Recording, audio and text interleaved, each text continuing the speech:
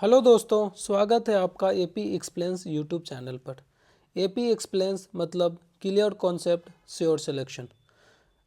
आज हम लोग बीपीएससी टीआरई 4 को टारगेट करते हुए साइंस के क्वेश्चंस करेंगे। यदि आप प्रतिदिन एक सेट देखते हैं तो यकीन मानिए एग्जाम में सभी क्वेश्चंस आपको हमारे सेट से ही देखने को मिलेंगे। आज हमारा ये दूसरा सेट है। तो क्या क्वेश्चन बोल रहा है, तेल के हाइड्रोजनीकरण के लिए उत्प्रेरक है ना। तेल के हाइड्रोजनीकरण में हम लोग कौन सा उत्प्रेरक का यूज करते हैं? तो इसका आंसर है क्या? निकेल। निकेल का यूज करते हैं। अच्छा, निकेल के साथ ही साथ हम लोग प्लेडियम का भी यूज करते हैं। निकेल का यूज तो करते ही हैं हम लोग, साथ ही साथ प्लेडियम का भी यूज करते हैं, है ना। तेल का हाइड्रोजनीकरण का मतलब ये है कि अनसैचुरेटेड कार्बन जो कंपाउंड्स होता है उसको हम लोग सैचुरेटेड फैट्स में हम लोग क्या करते हैं? कन्वर्ट कर देते हैं। अनसैचुरेटेड को हम लोग क्या करेंगे? सैचुरेटेड फैट्स में हम लोग कन्वर्ट कर देंगे। ये बात आपको समझ में आ गया? ओके। एक चीज़ मैं आपको यहाँ पे बताना चाहूँगा कि अनसैचुरेटेड अनसैचुरेटेड अनसैचुरेटेड और सैचुरेटेड में अंतर क्या है? सैचुरेटेड में अंतर क्या है? अनसैचुरेटेड और सैचुरेटेड में अंतर क्या है? ठीक है। तो यह एक बात याद रखोगे कि जो सैचुरेटेड कार्बन कंपाउंड्स होते हैं ना, उसमें सिंगल बॉन्ड पाया जाता है। अनसैचुरेटेड में क्या पाए जाएंगे? डबल बॉन्ड या फिर ट्रिपल बॉन्ड पाए जाएंगे। ये बात समझने में कोई दिक्कत है? सैचुरेटेड में सिंगल बॉन्ड और अनसैचुरेटेड में डबल बॉन्ड और ट्रिपल बॉन्ड। सैचुरेटेड का एग्जांपल क्या होगा? एल्केन्स, हाँ या ना। अनसैचुरेटेड का एग्जांपल क्या होगा? Alkenes and alkynes. कोई दिक्कत है? सैचुरेटेड का एग्जांपल क्या हुआ? एल्केन्स, है ना। अनसैचुरेटेड का एग्जांपल हुआ क्या? Alkenes and alkynes. ये बात आपको समझ में आ गया। एक बात याद रखना है कि अनसैचुरेटेड कार्बन कंपाउंड जो होते हैं ना, ज़्यादा रिएक्टिव होते हैं, more reactive. Unsaturated more reactive, ठीक है। और जबकि जो सैचुरेटेड होते हैं ज़्यादा लेस रिएक्टिव होते हैं, लेस रिएक्टिव। कोई दिक्कत है यहाँ तक, है ना। एग्जाम्पल, अच्छा, अनसैचुरेटेड का एग्जाम्पल मैं आपको बताऊं तो अनसैचुरेटेड का एग्जाम्पल क्या हो जाएगा? जैसे अनसैचुरेटेड का जो एग्जाम्पल होगा बटर, घी, या फिर एनिमल बेस्ड जो भी फैट्स होते हैं ना, उसको हम लोग अनसैचुरेटेड बोलते हैं। सैचुरेटेड क्या होंगे? प्लांट वेस्ट जो भी फैट होंगे उसको हम लोग सैचुरेटेड बोलेंगे। जैसे कि सनफ्लावर ऑयल, है ना, सनफ्लावर तेल, मस्टर्ड ऑयल, सरसों का तेल, ये सब क्या होगा? सैचुरेटेड फैट्स होंगे। उम्मीद करता हूँ ये बात आपको पूरी तरह से समझ में आ गया है। अगला क्वेश्चन पे हम लोग चलते हैं। तो इसका आंसर क्या होगा? निकेल। साथ ही साथ प्लेडियम का भी यूज करते हैं। अगला, क्षारीय KMnO4, है ना, KMnO4 पोटेशियम परमैंगनेट का उपयोग किस रूप में किया जाता है? क्या रिड्यूसिंग एजेंट के तौर पे किया जाता है? क्या ऑक्सीडाइजिंग एजेंट के तौर पे किया जाता है ना? क्या डिहाइड्रेटिंग एजेंट के तौर पे किया जाता है? तो इसका आंसर होगा ऑक्सीडाइजिंग एजेंट के तौर पे किया जाता है। कैसे किया जाता है? ऑक्सीडाइजिंग एजेंट के तौर पे किया जाता है। इस चीज़ को भी आपको याद रखना है ना। It is a strong oxidising agent. It is a strong oxidising agent. क्या है? KMnO4 क्या है? एक स्ट्रॉन्ग ऑक्सीडाइजिंग एजेंट है that provides oxygen to convert ethanol directly into ethanoic acid, है ना। इथेनॉल को इथेनोइक एसिड में कन्वर्ट करना हो, इथेनॉल को जब इथेनोइक एसिड में कन्वर्ट करना हो, इथेनोइक एसिड में कन्वर्ट करना हो, तो हम लोग ऑक्सीडाइजिंग एजेंट के तौर पे KMnO4 पोटेशियम परमैंगनेट का हम लोग क्या करते हैं? यूज करते हैं। चलिए, रिएक्शन कैसा होता है? रिएक्शन में आपको बता दूं, ठीक है। रिएक्शन में आपको बता देता हूँ किस तरह से रिएक्शन होता है। चलिए, एक एग्जांपल आपको याद रखना है। जैसे मान लो कि इथेनॉल हुआ, इथेनॉल, ऑक्सीजन, है ना।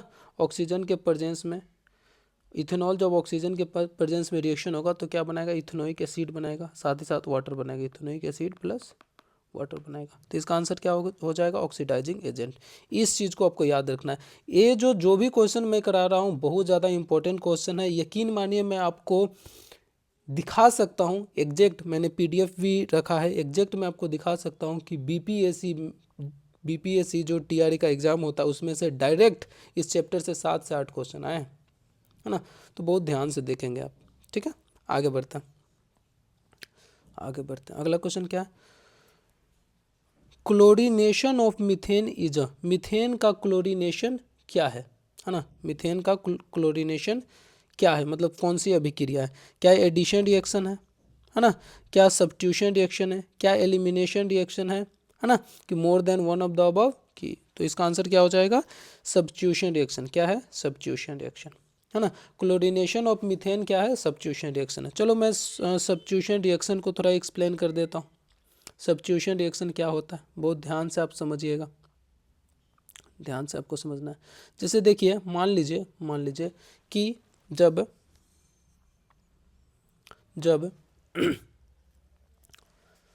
कहाँ, हाँ, CH4 का है ना, क्लोरीन के साथ जब रिएक्शन होता है, CH4 का जब क्लोरीन के साथ रिएक्शन होता है तो याद रखोगे ये बनाता है CH3Cl। क्या बनाता है? CH3Cl, है ना। और एक चीज़ और समझना है, ये जो होता है किस चीज़ के प्रेजेंस में होता है? सनलाइट और क्लोरीन के प्रेजेंस। क्लोरीन तो होगा, सनलाइट के प्रेजेंस में होता है। क्या बनाता है? CH3Cl बनाता है, क्लोरोमीथेन का फॉर्मेशन करता है। तो इसका आंसर क्या हो जाएगा? Substitution reaction. ओके, अगला क्वेश्चन करता है, ये बोला हो गया। हाँ, एथेनॉल को एथीन में बदलने वाला कारक क्या है? एथेनॉल को एथीन में बदलने वाला कारक क्या है? क्या अल्कलाइन के एमिनोफोर है ना। कंसंट्रेटेड H2SO4 लिखा हुआ है, H2SO4 एट 443 केल्विन, है ना। तो एथेनॉल को जब एथीन में आपको बदलना होगा तो हम लोग कौन सा किस चीज़ का यूज करते हैं? तो कॉन्सेंट्रेटेड H2SO4 का यूज करते हैं। और कितने डिग्री सेल्सियस पे हम लोग कितने केल्विन पे हम लोग उसको हीट करते हैं? 443 केल्विन पे हम लोग क्या करते हैं? हीट करते हैं। Okay, concentrated sulphuric acid act as a dehydrating agent. किस तरह से काम करता है? डिहाइड्रेटिंग एजेंट के तौर पे काम करता है। रिमूव अ वाटर मोलिकुल्स, जो वाटर मोलिकुल्स को क्या कर देता है? रिमूव कर देता है ना। और इथेनॉल से इथीन का फॉर्मेशन होता है। उम्मीद करता हूँ ये बात आपको पूरी तरह से समझ में आया है। ओके, अगला क्वेश्चन, ये बीपीएससी टीआरई में पूछा जा चुका है ना। Gas mixtures used in metal welding is, धातु के वेल्डिंग में कौन से गैस का प्रयोग किया जाता है? धातु के वेल्डिंग में हम लोग कौन से गैस का प्रयोग करते हैं? अच्छा, इसमें ठीक है, एक और चीज़ बताना था। खैर, धातु के वेल्डिंग में किस चीज़ का प्रयोग हम लोग करते हैं? इथाइन प्लस एयर का यूज करते हैं, इथाइन प्लस ऑक्सीजन का यूज करते हैं, कि इथीन प्लस ऑक्सीजन का यूज करते हैं? तो आपको बताना है किस चीज़ का यूज करते हैं? इथाइन प्लस प्योर ऑक्सीजन का यूज करते हैं धातु के वेल्डिंग में। इथाइन प्लस प्योर ऑक्सीजन का हम लोग यूज करते हैं धातु के वेल्डिंग में। अच्छा, इथाइन का फॉर्मूला क्या होता है? इथाइन का फॉर्मूला क्या होता है? C2H2। कोई दिक्कत है? धातु के वेल्डिंग में हम लोग किस चीज़ का यूज करते हैं? इथाइन का यूज करते हैं। इसका आंसर हो जाएगा बी, ऑप्शन नंबर बी। आगे बढ़े। अच्छा, इथाइन का जो कॉमन नेम है, कॉमन नेम बता सकते हैं क्या? कॉमन नेम क्या है? एसिटिलीन। इथाइन का कॉमन नेम क्या है? एसिटिलीन होता है ना। ये किस तरह से बॉन्ड कैसे बनाएगा जरा देखना। इसके इथाइन है ना, तो ट्रिपल बॉन्ड होगा, जैसे कार्बन के बीच में ट्रिपल बॉन्ड हो गया, है ना। एक हाइड्रोजन यहाँ पे लिख दो, एक हाइड्रोजन इधर लगा दो, कोई दिक्कत है क्या? सिंपल हो गया। इथाइन का मैंने स्ट्रक्चर फार्मूला भी बता दिया। आगे, saturated hydrocarbons burn with a, संतृप्त हाइड्रोकार्बन किस लौ के साथ जलते हैं?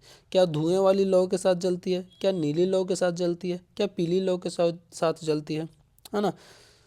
तो इसका सिंपल सा, क्योंकि संतृप्त हाइड्रोकार्बन्स है ना, संतृप्त हाइड्रोकार्बन से। एक बात याद रखोगे, संतृप्त हाइड्रोकार्बन्स जो होते हैं ना, संतृप्त हाइड्रोकार्बन्स में कार्बन का जो मात्रा होता है कम होता है असंतृप्त हाइड्रोकार्बन के रिस्पेक्ट में, है ना। Since they have low carbon percentage, since they have low carbon percentage undergo complete combustion they give a clean blue flame।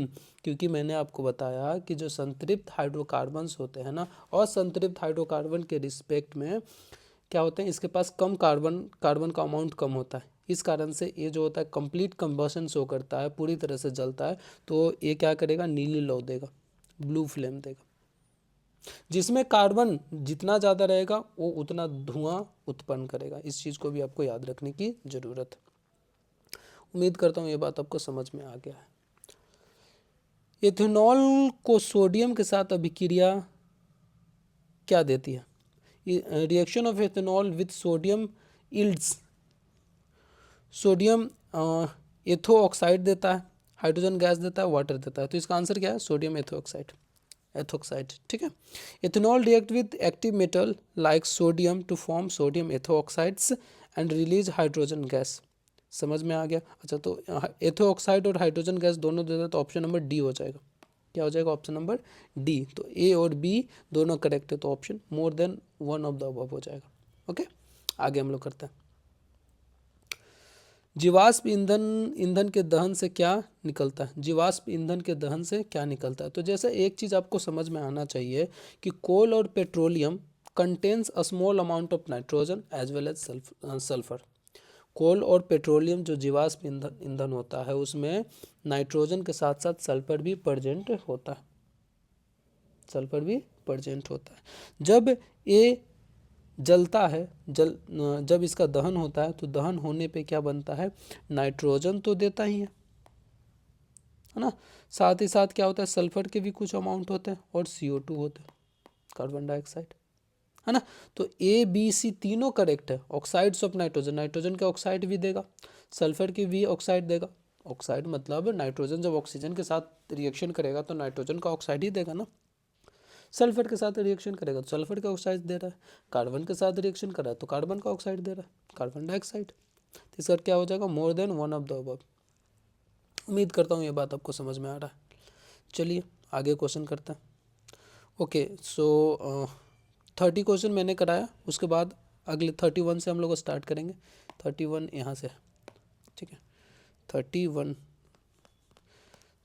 से हम लोग स्टार्ट करेंगे। चलिए 31 क्वेश्चन क्या बोल रहा है,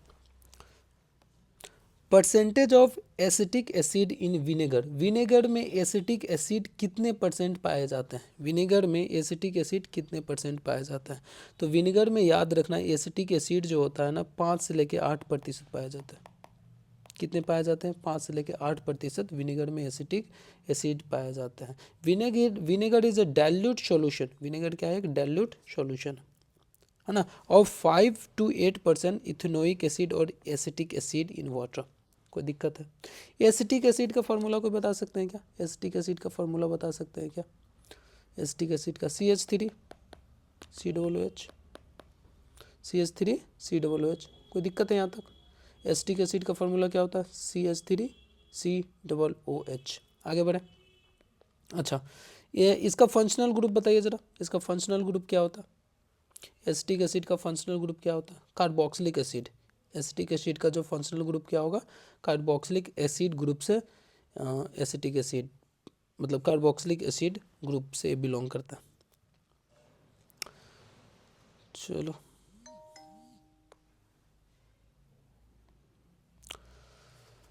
the common name of methanol is. Methanol का कॉमन नाम क्या है? मिथेनॉल का कॉमन नाम क्या है? कोई दिक्कत है? मिथेनॉल का जो कॉमन नाम क्या है उसको हम लोग क्या बोलते हैं? Would spirit. मिथेनॉल का जो कॉमन नेम है क्या है? वुड स्प्रिट है। इस चीज़ को आपको याद रखना है। मिथेनॉल वाज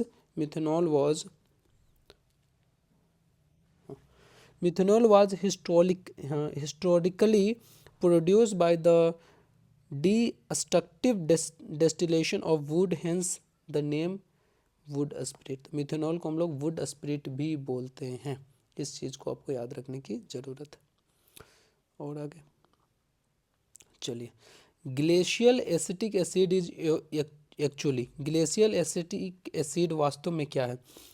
क्या फ्रोजन विनेगर है, 100% प्योर इथेनोइक एसिड है, कि डाइल्यूट एसिटिक एसिड है? तो याद रखना, जो ग्लेशियल एसिटिक एसिड होता है ना, वो प्योर इथेनोइक एसिड होते हैं। क्या होता है? प्योर इथेनोइक एसिड होता है, जिसका मेल्टिंग पॉइंट 290 केल्विन होता है। कितना होता है? 290 kelvin. Okay. In cold climates it फ्रीजेज into ice like crystal, ये आइस के जैसा क्या होता है? फ्रीज हो जाता है। So it is called glacial, इसी कारण से इसको हम लोग क्या बोलते हैं? ग्लेशियल बोलते हैं। ओके। तो ग्लेशियल एसिटिक एसिड वास्तव में क्या है? 100% प्योर, 100% प्योर इथेनोइक एसिड है। उम्मीद करता हूँ ये बात आपको समझ में आ रहा है। कोई दिक्कत है यहाँ तक? आगे बढ़े, चलिए आगे क्या है? Which is use to denature ethanol, ये क्वेश्चन भी बहुत इंपॉर्टेंट, ये भी टीआरई में पूछा जा चुका है। क्या पूछा जा टीआरई में पूछा जा चुका है। तो एथेनॉल को विकृत करने के लिए क्या उपयोग किया जाता था? याद रखोगे, मेथेनॉल का भी यूज करते हैं, कॉपर सल्फेट का भी यूज करते हैं, और पिरिडीन या फिर पायरिडीन को भी यूज करते हैं। देखो, इथेनॉल का जो हम लोग यूज करते हैं ना, इथेनॉल, मैं मिथेनॉल की बात नहीं कर रहा हूँ, इथेनॉल की बात कर रहा हूँ, है ना। इथेनॉल का यूज इंडस्ट्री में बहुत तरीके से किया जाता है। इथेनॉल का यूज करते हैं अलग अलग तरीके का केमिकल बनाने के लिए, अलग अलग तरीके का केमिकल्स बनाने के लिए। तो इथेनॉल का मिस यूज ना हो उसको रोकने के लिए, इथेनॉल का मिस यूज ना हो उसको रोकने के लिए क्या किया जाता है? इंडस्ट्रियल अल्कोहल इज मेड अनड्रिंकेबल, उसका मिस यूज ना हो इस कारण से उसको अनड्रिंकेबल बनाया जाता है, मतलब डीनेचर्ड किया जाता है by adding poison like methanol. Methanol जो होता है बहुत ज़्यादा पॉइजनस सब्सटेंस है, टॉक्सिक सब्सटेंस है, समझे। मिथेनॉल का एक छोटा सा क्वांटिटी भी कोई कंज्यूम कर लेना तो वो उसके लिए लीथल हो सकता है, घातक हो सकता है, जान भी जा सकता है ना। पायरिडीन का यूज करते हैं, है ना, जो उसको मतलब गंदा स्मेल देता है। और कॉपर सल्फेट कलर के लिए यूज करते हैं, कलर के लिए यूज करते हैं। तो एथेनॉल को विकृत करने के लिए हम लोग मिथेनॉल का भी यूज करते हैं। ओके, नीला थोथा का भी यूज करते हैं और पायरिडीन का भी यूज करते हैं। तो इस तरीके से आंसर क्या हो जाएगा? डी। उम्मीद करता हूँ आपको ये बात समझ में आ रहा है। आगे हम लोग बढ़ते हैं। एपी एक्सप्लेन्स यूट्यूब चैनल को ज़रूर सब्सक्राइब करें, है ना। मैं क्या कर रहा हूँ, ध्यान से आप समझिए कि जो भी एनसीईआरटी का आपका बुक है, क्लास 10th का जो एनसीईआरटी का बुक है, उससे ढूंढ ढूंढ के मैं क्वेश्चन निकाल रहा हूँ, समझ पा रहा है। और जब मैं चैप्टर को कंप्लीट करा दूंगा ना, तो यकीन मानिए कि कोई भी ऐसा क्वेश्चन रहेगा ही नहीं ना जो आपको एग्ज़ाम में बाहर से देखने को मिल जाए। क्योंकि एनसीईआरटी का मैं एक छोटा से छोटा पेज को, जो एक्टिविटी जहाँ पे रहता है, बॉक्स जहाँ पे बना हुआ रहता है ना, वहाँ से भी मैं क्वेश्चन निकाल के पीडीएफ में इंक्लूड करता हूँ। ओके, तो सब्सक्राइब कीजिए चैनल को। ओके, आगे हम लोग बढ़ते हैं। Acid present in nettle leaf hair sting, बिच्छू डंक। ओके, बिच्छू बुट्टी के पत्तों के डंक में कौन सा अम्ल पाया जाता है? तो कौन सा अम्ल पाया जाता है? Methanoic acid. अच्छा, मिथेनोइक एसिड को हम लोग फॉर्मिक एसिड बोलते हैं, तो कंफ्यूज मत होइएगा, फॉर्मिक एसिड बोलते हैं। मिथेनोइक एसिड को हम लोग क्या बोलते हैं? फॉर्मिक एसिड बोलते हैं। उम्मीद करता हूँ ये बात आपको समझ में आ रहा है। टाइट्रिक एसिड कहाँ पे पाया जाता है? टाइट्रिक एसिड कहाँ पाया जाता है बताइएगा ज़रा। इमली में, है ना। सिट्रिक एसिड कहाँ पाया जाता है? खट्टे फ्रूट्स में सिट्रिक एसिड पाया जाता है, जैसे आंवला हो गया, ठीक है, या फिर ऑरेंज हो गया, उसमें सिट्रिक एसिड पाया जाता है। नींबू हो गया। 100% pure ethanol is called, 100% pure ethanol को हम लोग क्या बोलते हैं? एब्सोल्यूट अल्कोहल बोलते हैं। इस चीज़ को आपको याद रखना है कि 100% शुद्ध इथेनॉल को हम लोग एब्सोल्यूट अल्कोहल बोलते हैं। While rectified spirit is about 95% alcohol, absolute alcohol refers to 100% pure alcohol। इस चीज़ को आपको समझना है ना। ये तो मैंने आपको बता ही दिया। Gas used for ripening fruits is, फलों को पकाने के लिए कौन से गैस का यूज करते हैं? तो फलों को पकाने के लिए हम लोग कौन से गैस का यूज करते हैं? एथिलीन का भी यूज करते हैं और एसिटिलीन का भी यूज करते हैं। एसिटिलीन का फार्मूला क्या था? C2H2, मैंने पहले ही बताया था। एसिटिलीन का फार्मूला क्या था? C2H2। इथिलीन का फार्मूला कोई बता सकते हैं? C2H4। C2H4। एसिटिलीन किसका कॉमन नेम है? इथाइन का। किसका? इथाइन का। इस चीज़ को भी आपको याद रखना है। इथिलीन का फार्मूला C2H4, एसिटिलीन का फार्मूला C2H2, इस चीज़ को याद रखना है। मीथेन का फार्मूला तो पता ही है, CH4। ये तो काफ़ी आसान है। Ethylene is a natural plant hormone gas for ripening, okay. जबकि एसिटिलीन क्या होता है? Produce from the calcium carbide. Acetylene का प्रोडक्शन कैसे होता है? कैल्शियम कार्बाइड से होता है। तभी तो हम लोग बोलते हैं ना कि घरों में जो कच्चे फल होता है उसको पकाने के लिए कैल्शियम कार्बाइड का यूज किया जाता है। तो इसका आंसर क्या हो जाएगा? More than one of the above. उम्मीद करता हूँ ये बात आपको समझ में आ गई। इसका आंसर क्या हो जाएगा? ये हो जाएगा, ठीक है।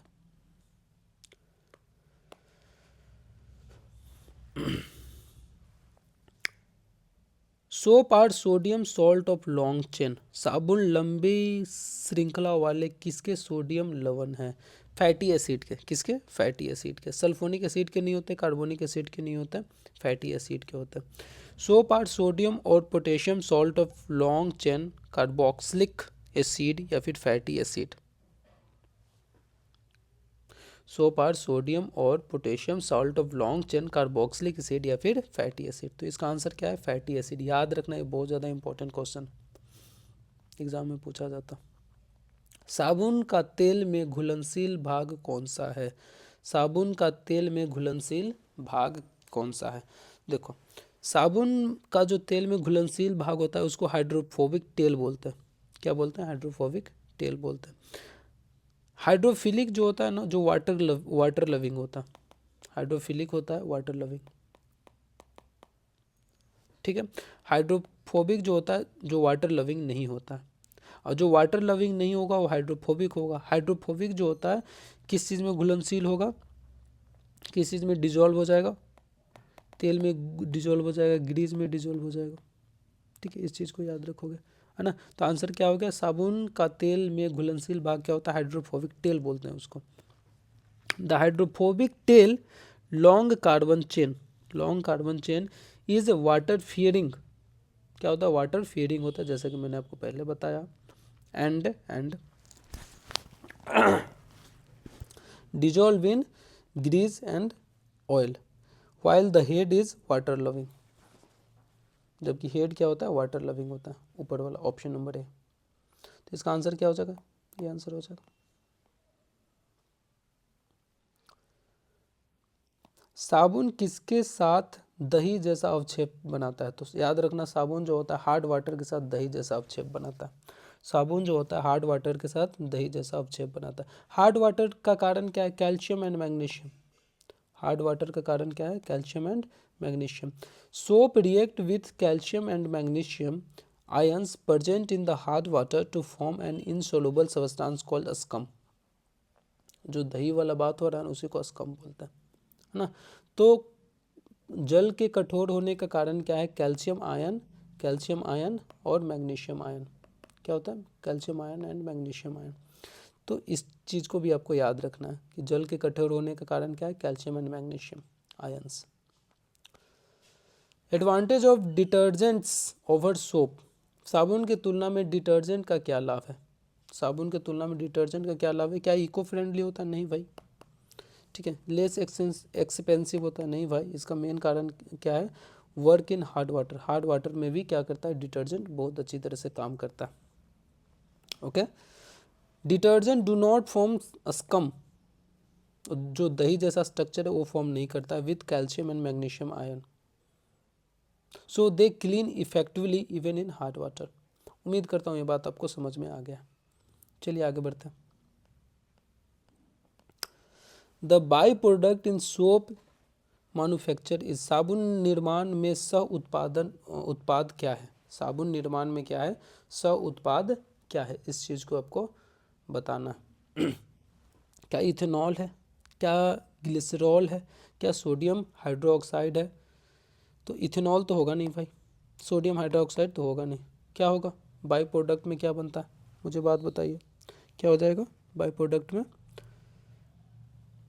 ग्लिसरॉल का फॉर्मेशन होता है। किस चीज़ का फॉर्मेशन होता है? ग्लिसरॉल का फॉर्मेशन होता है। ठीक है, आगे बढ़ते हैं। देखिए क्या होता है ठीक है, आगे बढ़ते हैं। साबुन के घोल में मिशेल किसमें मदद करता है? साबुन के घोल में मिशेल किसमें मदद करता है? Dissolving dirt, trapping oil grease. तो micelles are spherical cluster where hydrophobic tails point inward to trap oily dirt. ठीक है, क्या करता है? ऑयली डर्ट को ट्रैप करने का काम करता है ना। तो ऑप्शन नंबर बी हो जाएगा इसका आंसर। चलिए आगे बढ़ते हैं। Hardness of water is due to salt of calcium and magnesium. पहले ही आंसर मैंने बताया इसका, बिल्कुल। चलो, ability of carbon to form millions of compounds is due to. Carbon का वो कौन सा गुण है जिसके कारण कार्बन का मिलियंस ऑफ कंपाउंड्स देखने को मिलता है? तो इसका आंसर क्या होगा मुझे बताना। जो पहला वीडियो मैंने अपलोड किया था उसमें मैंने डिटेल में इसके बारे में बताया था। वो प्रॉपर्टीज़ क्या होता है? किटनेशन होता है। किटनेशन को वहाँ पे डिटेल में मैंने समझाया है। टेट्रावैलेंसी, कार्बन का जो चतुर संयोजकता होता है उसके कारण भी कार्बन क्या होता है? लंबी बहुत सारे मॉलिक्यूल्स बनाता है। ठीक है, बहुत सारे कंपाउंड का फॉर्मेशन करता है। तो इसका आंसर क्या हो जाएगा? ये आंसर हो जाएगा ऑप्शन नंबर डी। उम्मीद करता हूँ ये बात आपको समझ में आ रहा है। क्या आंसर हो जाएगा? Option number D. ठीक है, चलिए आगे बढ़ते हैं।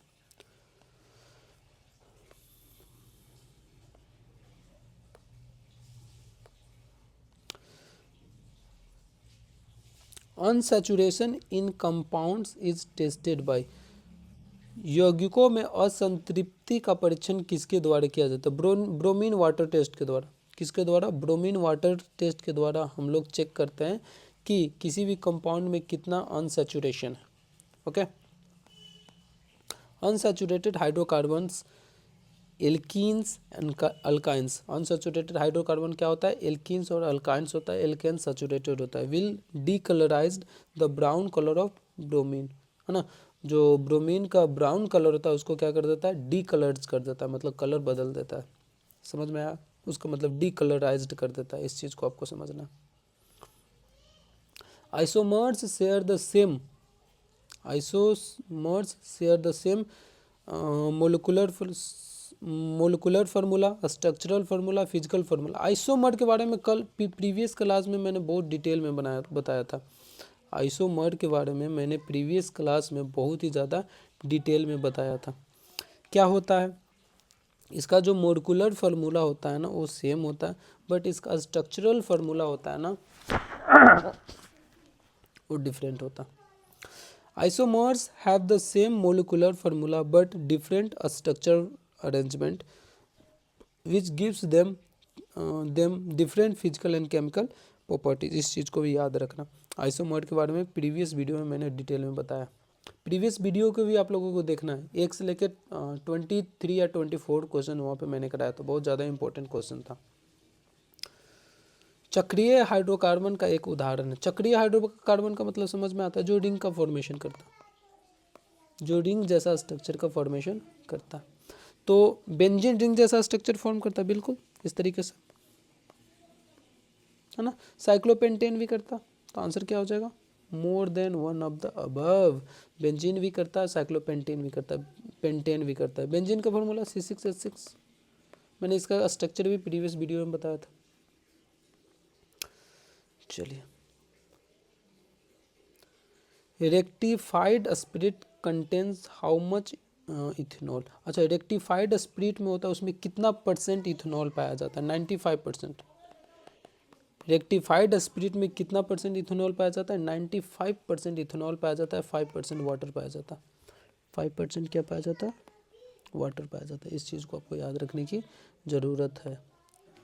उम्मीद करता हूँ आपको ये बात समझ में आ रहा है। 95% अल्कोहल और 5% वाटर पाया जाता है। चलिए, अस्पोनिफिकेशन इज द हाइड्रोलाइसिस ऑफ, साबुनीकरण किसका जल अपघटन है? क्या एल्केन्स का है, क्या फैट्स का है, क्या अल्कोहल का है? तो इसका आंसर क्या हो जाएगा? फैट्स का है ना। फैट्स का ही क्या होता है? अस्पोनिफिकेशन होता है। ठीक है, समझ में आ रहा है क्या आपको? फैट का ही क्या होता है? अस्पोनिफिकेशन होता है। अस्पोनिफिकेशन आपको समझ में आता है क्या? अस्पोनिफिकेशन समझ में आता है क्या? जब saponification is the alkaline hydrolysis of ester, जब ईस्टर या फिर कोई फैट, चाहे वो वेजिटेबल प्लांट बेस्ड फैट हो या फिर एनिमल बेस्ड फैट हो, जब कोई NaOH के साथ या फिर कोई अल्कलाइन के साथ रिएक्शन करता है, तो रिएक्शन करने के बाद सोडियम और पोटेशियम क्या करता है? सोडियम एंड पोटेशियम कंपाउंड का फॉर्मेशन करता है, साथ ही साथ ग्लिसरॉल का फॉर्मेशन करता है। इस प्रक्रिया को अस्पोनिफिकेशन बोलते हैं। क्या बोलते हैं? अस्पोनिफिकेशन बोलते हैं। उम्मीद करता हूँ आपको ये बात समझ में आ रहा है। ओके, सो ये थे हमारे 50 क्वेश्चन। अच्छा, BPSC TRE 4 में, सॉरी TRE 1 2 3 में जो क्वेश्चन पूछे गए हैं प्रीवियस ईयर, वो मैं आपको दिखाता हूँ। ये देखिए, जो मैंने कराया, जो व्यक्ति लास्ट तक वीडियो को देखे होंगे ना, उनको मेरे कराए हुए सेट्स का अहमियत समझ में आएगा कि कितना ज़्यादा इम्पोर्टेंट है। चलो, अब मैं एक एक क्वेश्चन आपको शो कर रहा हूँ, मुझे बात बताना कि आपको कौन सा क्वेश्चन इसमें से नहीं आ रहा है। एक एक क्वेश्चन का आंसर आप कर सकते हैं।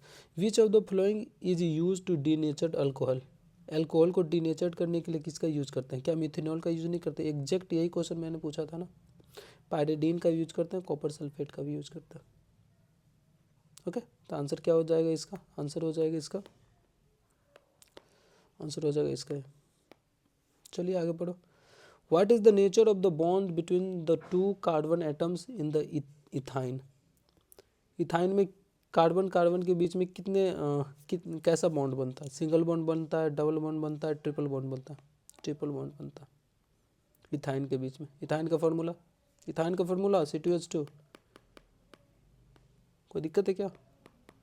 ट्रिपल बॉन्ड बना नहीं, एक हाइड्रोजन इधर लगा दीजिए, एक हाइड्रोजन इधर लगा दीजिए। Which of the following is the first member of the alkyne series? Alkyne series का पहला मेंबर कौन सा है? अल्काइन सीरीज का पहला मेंबर कौन सा है? क्या मीथेन है, क्या इथाइन है, क्या प्रोपाइन है? इथाइन, ये भी मैंने अभी बताया। गैस वेल्डिंग, ये भी मैंने पढ़ाया, वो भी सॉरी, ये भी जो अभी मैंने बताया उसी का है क्वेश्चन। गैस वेल्डिंग में किसका यूज करते हैं? इथाइन प्लस ऑक्सीजन नहीं, इथाइन प्लस ऑक्सीजन। उम्मीद करता हूँ ये बात आपको समझ में आ गया। अगला क्वेश्चन TRE 1 में पूछा गया, which acid is present in ant sting? Exact same question है भाई साहब। Methanoic acid. क्या है? Methanoic acid.